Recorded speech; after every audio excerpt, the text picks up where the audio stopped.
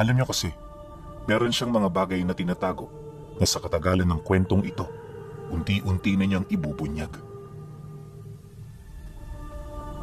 Marami sa atin na nakakaalam sa peligrong dulot kapag binabanggit mo noon ang lugar ng Leyte. Lahat alam na tahanan nito ng mga nilalang na nasa panig ng kaliwa, kaya marami talagang tao noon ang pinangingilagan nito, lalo na yung mga lugar na malalayo sa kabihasnan. Nabanggit din ni Bilas na sa lugar kung saan sila naninirahan, hindi niya maipagkakaila na maraming mga aswang ang kasabayan nila roong nakatira. Subalit kahit madalas niya itong makita, batid niya na hindi ito nagbibigay ng banta para sa kanila. Alam niya kasi kung paano ito kukontrahin, kaya wala na halos puwang para sa kanya ang takot at mga alalahanin. Ngunit lingid sa kanyang kaalaman na kahit sa ganoon niyang estado, meron at meron pa palang mangyayaring hindi inaasahan sa pamilya niya. At sa halip na ikabahala ito ni Bilas, para bang natuwa pa siya. Isang hapon, pagkatapos nilang manguha ng mga bunga ng saging sa kanilang bakuran, may nasipat siyang dalawang matandang lalaking nakatayo sa labas ng bahay. Sa estado ng mga ito, parang kanina pa yun naroon. Kaya naman pagsilay niya rito, dali-dali niya itong nilapitan. Sa unang tingin, alam na ni Bilas na mga aswang ang mga ito. Gawa nang napansin niya na walang kanal sa pagitan ng mga ilong at labi nila. Hindi rin ito makatingin ng diretsyo, kaya naman para malaman kung ano ang pakay nito, hindi siya nagdalawang isip na ito ay kumprontahin. Paglapit naman niya sa dalawang matanda, una niyang napansin na parang naiilang ito sa kanya. Bukod kasi sa hindi ito makatingin ng diretsyo sa kanyang mga mata, panay din ang pagyuko nito. Hindi rin yan gaanong makapagsalita na para bang hinihintay muna siya nitong magwika. Nang mapansin naman ni Bilas ang lahat ng yon, may hinahon niya itong kinausap. Naiirita man sa mukha ng dalawa, pinili niyang bigyan ito ng pagkakataon sa paniniwalang hindi basta-basta ang kailangan nito sa kanya. Magandang hapon sa inyo. Ano may tutulong ko? Seryosong tanong niya rito. Nang marinig naman yun ng dalawang matanda, doon pa lamang ito nagkaroon ng lakas loob na magsalita. Yung boses nito nanginginig pa, na animoy hindi nito maiwasang makaramdam ng takot habang nakikipag-usap sa kanya. Pasensya na kayo sa aming kapangahasang pumunta rito. Alam kong ayaw nyo kaming makausap, pero sa pagkakataong ito, kailangan na ho naming mangahas. 3 linggo na ang nakakaraan. Magmula noong may dumadayong taga rito, doon sa aming lugar. Hindi namin ito nagustuhan, kaya pinagtangkaan namin na paslangin at ubusin silang lahat. Pero bago namin ito gawin, hihingi kami ng abiso sa inyo. Mahirap na. Baka ho kasi magalit kayo. Wika ng isang matanda habang nakatingin sa lupa. Nang marinig niya ang sinabi nito, dito niya nang tinanong kung ano ang kasalanan ng mga taong gusto nitong paslangin. Hindi kasi siya ang tipo ng taong agad na sumasang-ayon hanggat hindi niya naririnig ang bawat rason ng magkabilang panig. Inabisuhan din niya ang mga ito na maghintay muna ng ilang araw para makumpirma niya sa mga taong tinutukoy nito ang mga sinasabi nila. Sa pagpapatuloy ng kanilang pag-uusap, dito niya na nalaman ang lahat. Ayon dito, kaya nila gustong paslangin ang mga ito dahil sa ginagawa nito sa kanilang angkan. Marami na rin itong nagagawang kasalanan sa kanilang pugad, kagaya ng panginginain na nagdudulot ng pagkabulabog sa tahanan ng mga alaga nilang sigbing. Nabanggit din ito na may kapamilya silang nahuli ng mga ito na kasalukuyan noong tinatago sa kanilang baryo. Nang marinig naman yun ni Bilas, dito na siya nagdesisyong tulungan ng mga ito. Kumalma na muna kayo. Bumalik kayo rito bukas para mapag-usapan natin ang mga problema ninyo. Wala akong tutol sa inyong nais para makamit ang katarungan ng inyong hinahanap.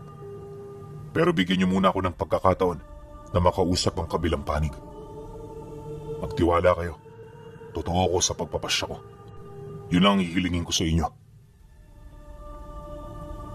Kayo ang bahala, Ginoo. Kami naman ay maghihintay lang sa desisyon mo. Ano man ang maging pasya ng nakakataas sa amin, susundin namin ito ng bukal sa aming loob. Matapos naman itong makapag-wika, nagpasalamat ito sa kanyang oras kasabay ng dali-dali nitong pag-alis. Hindi na yon naabutan ng kanyang anak, kaya naman nanatiling palaisipan para rito ang mga nangyari. Ilang minuto pa ang lumipas. Dito na ito nagsimulang magtanong sa kanya kung sino-sino ang mga taong nakausap niya. Ngunit imbis na magsabi ng totoo, itinago niya ang lahat ng tungkol sa mga ito. Sa madaling sabi, nilahadan niya ng purong kasinungalingan ang kanyang anak.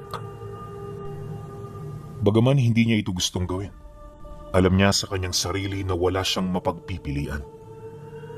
Hanggat maaari, gusto niyang panatilihin ang pagiging mangmang nito pagdating sa lihim na aral. Matapos ang kanilang pag-uusap, hindi na rin yun nag-isip pa ng kung ano. Literal na tinanggap nito ang lahat ng kanyang sinabi nang walang kahit na anong pagdadalawang isip. Sa pagsapit naman ng gabi, ganun pa rin naman ang naging ganap sa bahay nila. Pagkatapos ng kanilang hapunan, nag-usap silang dalawa ukol sa mga plano nila sa buhay. Hindi nagtagal, pagpahinga naman ng anak niya, lumabas siya ng bahay para pagmasdan ng magandang tanawin sa paligid. Malimit niya itong ginagawa, pero ayon sa kanya, hindi lang yun ang rason kung bakit lumalabas siya. Ang hindi kasi alam ng nakararami, may mga kinakausap siyang nilalang na nagbibigay sa kanya ng detalye ukol sa mga kaganapang nangyayari sa baryo. Sa pamamagitan ng pagdala ng mensahe ng mga ito, kahit hindi siya nakatira sa mga lugar na yon, nakakakalap siya ng mensahe ukol sa mga kaganapan doon. Bagay na lamang niya kumpara sa mga ordinaryong taong walang kakayahan.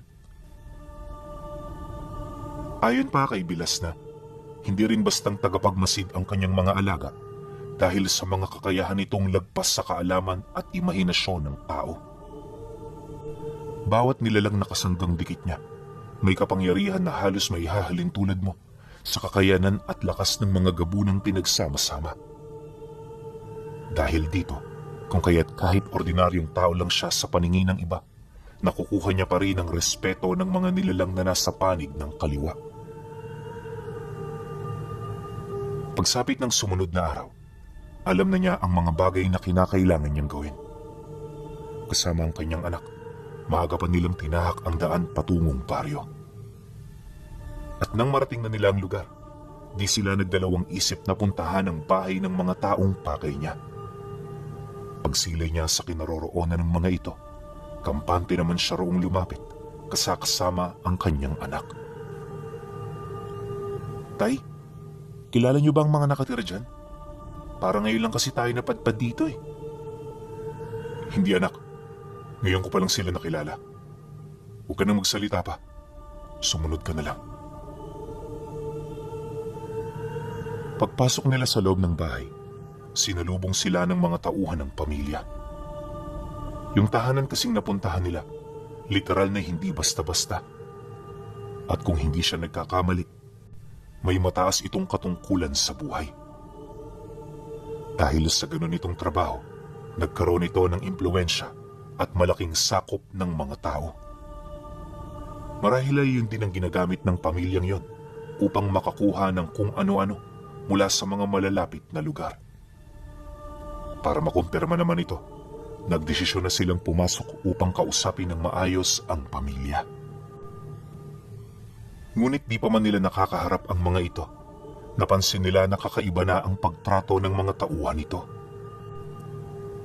Sa labas pa lang kasi ng bahay, mukhang iritable na ito at para bang nasusuka na ito sa kanilang dalawa. Hindi yun nagustuhan ni Bilas, gawa ng hindi siya ang tipo ng taong mahilig magtiis, lalo na kapag pinapakitaan siya ng mga bagay na hindi kaaya-aya. Walang sabi-sabi, agad naman niyang kinausap ang mga ito, habang may hinahon ditong ipinagtatapat ang mga bagay na kasalukuyan niyang nararamdaman.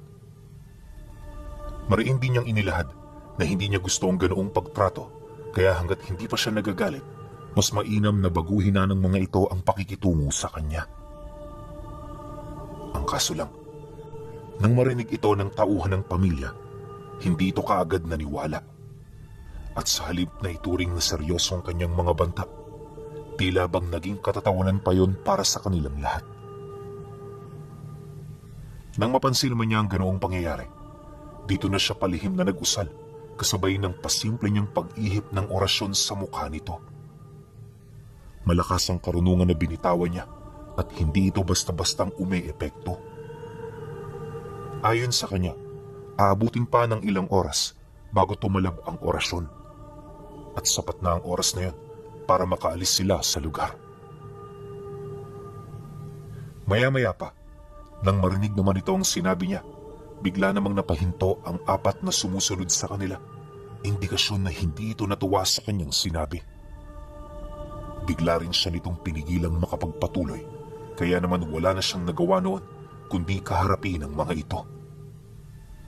Pagpaling niya roon ang tingin, dito na siya palihim na nagtaas ng bakod at puder kung sakali mang may mangyayaring hindi kaaya-aya. Nagdesisyon na rin siyang patulan ng mga manggagawa sa kadahilan ng labis siyang nainsulto sa mga pinagsasasabi ng mga ito. Pagsilay naman niya doon isa-isa, agad niyang narinig na nagwika yung lalaking kanina pang nakatitig ng masama sa kanya. Sinasabi ko na nga ba eh, itsura mo palang dapat ka na talagang kagalitan. Ikaw na nga yung humihingi ng pabor, ikaw pa yung may ganang magalit sa amin. Bakit? Ano ba ang gusto mong palabasin? Galit na wika nito. Nang marinig naman niya ang sinabi nun, hindi siya natinag at sa halip na panghinaan, matapang niya itong kinaharap kasabay ng pagsagot dito ng, pansin ko nga kanina pa sa mga titig mo eh. Alam mo Manoy, yung mga katulad mong tipo ng taong madaling mamatay, masyado kayong barubal magsalita. Hindi nyo isinaalang-alang ang mararamdaman ng taong pinagsasabihan nyo ng ganyan. At dahil dyan, sinisiguro ko sa'yo, hindi mo na makikita ang susunod na araw ng buhay mo. Pagkasambit niya ng mga katagang ito, bigla naman siya nitong sinunggaban. Walang habas niya itong pinaulanan ng suntok, pero lahat ng yon hindi man lang tumama sa kanya. Napakadali para kay Bilas na mabasa ito, gawa ng may kakayahan siya na makakita ng 1 minuto mula sa hinaharap. Nagmumula ang ganoon niyang kakayahan sa abilidad ng isa sa mga mutya niya na malimit naman niyang gamitin lalo na kapag merong banta sa buhay nila. Isipin niyo na lang kung gaano kaganda ang ganoong abilidad. Pag-awat naman sa kanila ng mga manggagawang naroon, dito pa lamang napatid ang kanilang hindi pagkakaunawaan. Habang siya ay kalmado, mamatay-matay naman ang kalaban niya sa pagwawala. Kung hindi pa nga ito inilayo sa kanya, hindi pa yun titigil sa pagpupumiglas mula sa bisig ng kanyang mga kasama. At dahil sa nangyaring komosyon, kung kaya't dito na napilitang lumabas ang pamilyang kanilang hinahanap. Pagdating naman ito sa kanilang kinaroroonan, agad siya nitong tinanong ukol sa mga nangyari.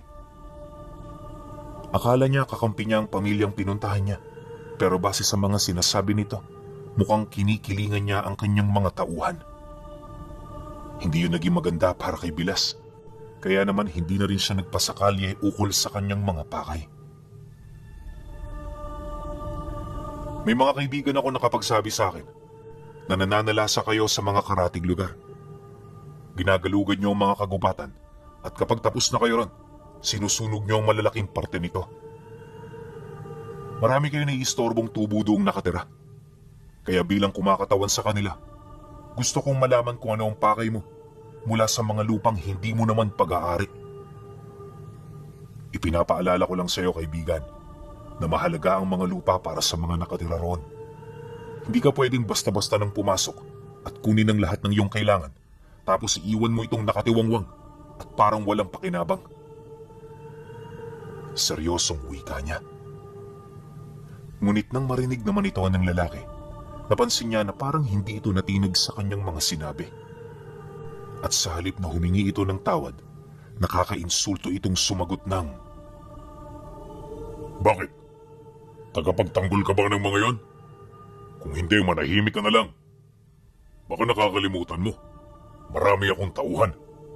Kayang-kaya ko kayong ipalibing anumang oras na ito ay aking gustuhin. Umalis ka na sa harapan ko at medyo naaalibadbar na ako sa iyo." Dahil sa sinabi nito, dito na siya nagpasyang panigan ang mga aswang. At bilang parusa sa kapangahasang sinabi ng taong yun sa kanya, inihipan niya ito ng nakamamatay na lason mula sa mga buhay na salita. Kagaya ng lalaking inusalan niya kanina, magtatagal din ito ng 1 oras bago ito tuluyang tumalab. Matapos naman niya itong maisa katuparan, dito na sila umalis. Bagaman hindi sila nakakapag-usap ng maayos, sapat na para sa kanya ang mga bagay na kanyang narinig. Ilang minuto pa ang lumipas. Paglayo naman nila ng bahay, dali-dali na silang naglakad papauwi. At upang makita ang mga susunod na mangyayari sa pamilya, nag-iwan siya roon ng tagapagmasid na nakakonekta ang paningin sa kanyang isipan. 1 oras ang dumaan. Dito na nga niya nakita ang pagluha ng dugo ng lalaki. Yung manggagawang nakipagsuntukan sa kanya, halos nagdedeliryo na at hindi na makausap ng maayos. Nangingisay na rin ang katawan nito, kaya naman yung mga taong nakapalibot dito, dali-daling humingi ng tulong sa mga albularyo. Habang nagkakagulo sa lugar na yon, payapa namang nakikinig mula sa kanyang bahay itong si Bilas. At sa nakapagtatakang rason, tila bang nasisiyahan siya sa mga bagay na kanyang nakikita. Hindi nagtagal, bago pa man sumapit ang gabi, patay na ang 2 inihipan niya ng dasal. Nagdulot ito ng matinding katanungan sa lahat, kung saan isa lang ang naisip nilang may kagagawa nito, at yun ay walang iba kundi yung taong pumunta sa kanila noong umaga. Sinang-ayunan din yun ng mga albularyo, kaya naman nang marinig niya ito, dali-dali naman siyang naghanda. At para masigurong hindi madamay ang kanyang anak, itinago niya ito sa kakahuyan na siya namang tinirhan ng kanyang alagad. Kahit gano'n ang ginawa niya, sigurado siya na wala pa rin itong mapapansing kakaiba mula sa lugar na yun. Bukod kasi sa normal lang itong kakahuyan, madalas din nila itong tambayan sa mga panahon na wala sila gaanong ginagawa sa buhay. Pagdating naman nilang 2 sa lugar, agad na nagtanong ang kanyang anak ukol sa kung ano ang gagawin nila roon. Nang marinig naman niya ang sinabi nito, walang pagdadalawang isip niyang inilahad ang tungkol sa kanyang nais ipagawa rito. "Anak, dito ka na muna magpalipas ng gabi. Huwag na huwag kang umuwi ng bahay hanggat hindi kita sinusundo. Komportable ka naman dito, di ba? Kaya alam ko na susundin mo ang gusto ko." Nang marinig ito ng anak niya, tumangulang ito hudyat ng pagsang-ayon. Matapos ang kanilang naging pag-uusap, agad naman niya itong iniwan kasama ang dala-dala niyang sulo.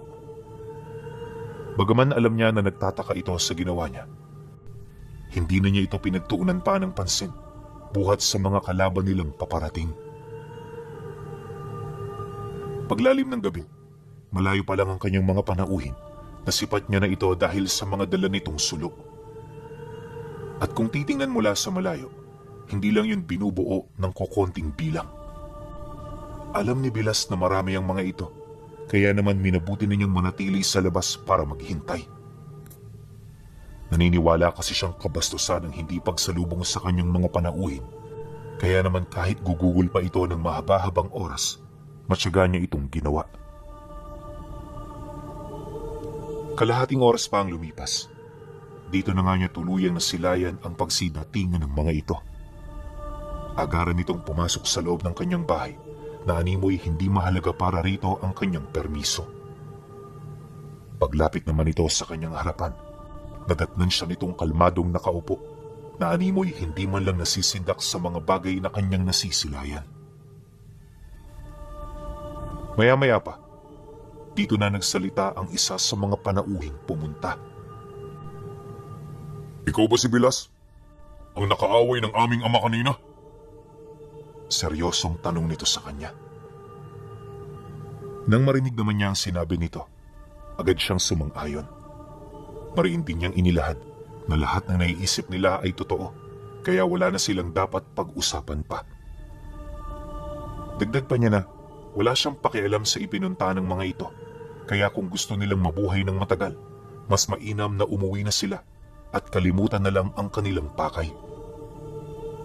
Subalit nang marinig ito ng lalaki, bigla nitong pinagtatataga ng hawak nitong itak ang mesang nasa harapan niya. Galit na galit din siya nitong dinuro ng armas nito na animoy handa na yun para paslangin siya. Ang kaso lang ng masipat ito ni Bilas, ni hindi man lang siya nito napagalaw sa kanyang upuan. Nanatili siya roong kalmado, animoy walang iniisip na kung ano. Delikado yung ginagawa mo. Magunos dili ka. Baka pwede naman natin pag-usapan ng mga bagay-bagay. Pero, kung talagang yan ang gusto mo, aba, wala akong magagawa. Matapang na sagot naman niya dito. Nang marinig nito ang kanyang sinabi, buong puwersa naman siya nitong tinaga sa ulo. Akala ng lalaki mapupuruhan siya nito. Pero bago pa man lumapat sa katawan niya ang talim ng sandata nito, may nakita itong kamay na biglang lumabas sa hangin na gawa sa purong alikabok at baga. Ito ang humarang sa sandata niya, kaya nang masipat ito ng lalaki, wala itong magawa kundi ang mapaatras. Gulat na gulat itong nakatitig, animoy hindi makapaniwala sa kanyang mga nakita. Pagpaling naman ito ng tingin sa kanya, napansin ito ang pagliliwanag ng kanyang mga mata. Kapansin-pansin din ang mga alikabok na umiikot sa hangin na dahan-dahan namang naglalakbay papalapit sa kinaroroonan nito. Akala ng taong yun wala lang yun. Pero nang makapasok na yun sa kanyang sistema, narinig niya ang mga babala ng taong pinagtangkaan niya ukol sa mga pwedeng mangyari. Hindi mo ba alam na yung mga alikabok na pumasok sa katawan mo ay unti-unti nang sisirain ng mga sistema mo? Maya-maya yan, manghihina ka na at magsisimula ka ng sumuka ng dugo. Kahit tulungan ka na mga kasama mo, hindi sasapat ang kanilang gagawin para makatakas ka sa kalagayan mo. At hanggat malakas ka, simulan mo ng magdasal. Nang marinig naman ito ng lalaki, bigla itong napaatras. Gulat na itong tumitig sa mga kasamahan niya. Animoy hindi pa rin makapaniwala sa kanyang mga narinig. Di nagtagal, paglayo naman ito, doon na siya nagdesisyong tawagin ang mga nilalang na ginagambala ng pamilya nito sa pamamagitan ng pagkumpas sa hangin. Malayo man sa lugar niya ang mga aswang na humingi ng tulong, nakarating ang mga ito sa loob lamang ng maikling panahon. Paglapag naman ito sa labas ng bahay, dito na nagsimulang umahon ang mga abwak na matagal nang namumugaran sa ilalim ng kanyang tahanan. Dahil sa presensya ng mga ito, mabilis nitong napaligiran ang grupo. Maya-maya pa, dito na nagsimula ang gulo na halos hindi sukat inakala ng mga taong bumisita sa lugar niya.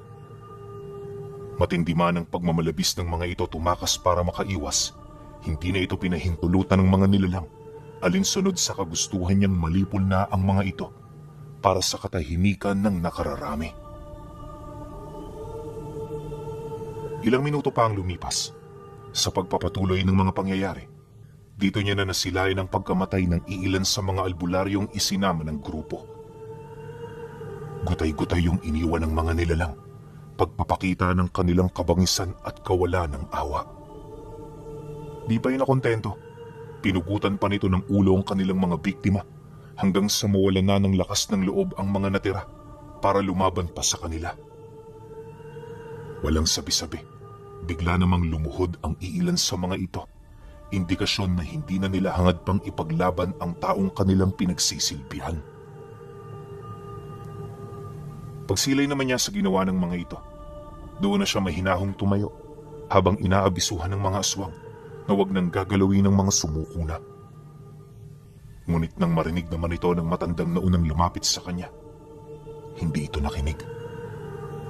Akmang pupugutan na sana nito ang lalaking napaluhod nang bigla itong matigilan dahil sa kanyang mga sinabi. At para maipakita niya kung sino siya, pinaramdam niya dito ang kanyang presensya habang nagwiwika rito ng, "Kapag ginawa mo yan, hindi mo na makakasama ang pamilya mo. Huwag mo akong babastusin sa bahay ko sapagkat wala kang ideya sa kaya kong gawin sa'yo." Pagsambit niya ng mga kataga, biglang nanginig ang buo nitong katawan. Naramdaman kasi nito na parang yung dinagana ng malaking bato na agarang pumaralisa sa lahat ng kanyang mga buto. At sa isang kisap mata, sumubasob sa lupa ang nilalang, pilit na umaatungal habang humihingi ng tawad sa kanya. Pagsilay naman dito ng kapatid nito, dali-dali naman yung doong lumapit para ito ay tulungan. Ngunit sa kasamaang palad, wala rin yung nagawa matapos niya itong abisuhan na huwag makikialam. Hindi nagtagal, pagkalahad niya ng mga bagay na nais niyang sabihin sa nilalang, dito na siya nagdesisyon na ito ay pakawalan. Wala man kasi siyang balak na pastangin ito, dahil lang sa kanya lang, matuto ito ng leksyon na matagal na nitong hindi natututunan. Magbigay galang ka kung gusto mong makuha ang respeto ko. Hindi ko pinahihintulutan ng anumang kabastusan, lalo pat nasa loob ka ng bahay ko. Sige na, lumayo ka na muna. Magpahinga ka at pag-isipan mo ng maigi ang mga bagay na iyong ginawa. Wika niya sa nilalang. Nang marinig nito ang kanyang sinabi, agad naman niyang sumunod. Hindi na ito naglakas loob na sumagot dahil alam ng nilalang na yan na ito ay nagkamali. Matapos naman nilang magkausap, dali-dali naman siyang lumapit sa lalaki na kasalukuyan noong umiiyak habang nakaluhod at nakasubasob ang muka sa lupa. Maya-maya pa, pag-angat naman niya ng ulo nito, nginitian niya ito kasabay ng pagwiwika niya ng, "Maswerte ka dahil ikaw ang napili kong makaligtas sa inyong grupo. Asahan mong buhay kang makakauwi para matupad mo ang misyong ipapadala ko sa'yo sapagkat hindi mabubuo ang isang kwento kung walang nakaligtas para magbahagi nito. Mabuhay ka. Dalhin mo ng panghabang buhay ang anino ng mga nawala mong kasama." Matapos niya itong ilahad, isa-isa niyang pinugutan ng mga natira. Nang malipol na niya ang mga taong iyon, pinasamahan niya ito sa mga nilalang para ligtas na makabalik sa kanilang lugar. At magmula noon, hindi na siya nagpakita sa baryo dahil sa alam niya na maraming mga taong nagalit buhat sa kanyang ginawa. Ang tanging nakausap na lang din nilang mag-ama ay yung mga kaibigan nilang mga ngaso. Pero alam niya pinuno na kahit gano'n ang kanilang sitwasyon, walang nagbago. At dahil sa kwentong dinala ng taong nakaligtas, kung kaya't pinangilaga na sila ng mga tao hanggang sa unti-unti nang maibaon sa limot ang mga pangyayari. Pero hindi dito nagtapos ang lahat. Gawa ng sa pagpapatuloy ng kanilang buhay doon, marami silang nakaharap. At lahat ito pumanaw sa kanyang mga kamay, buhat sa tangan niyang malalim na aral ng dilim.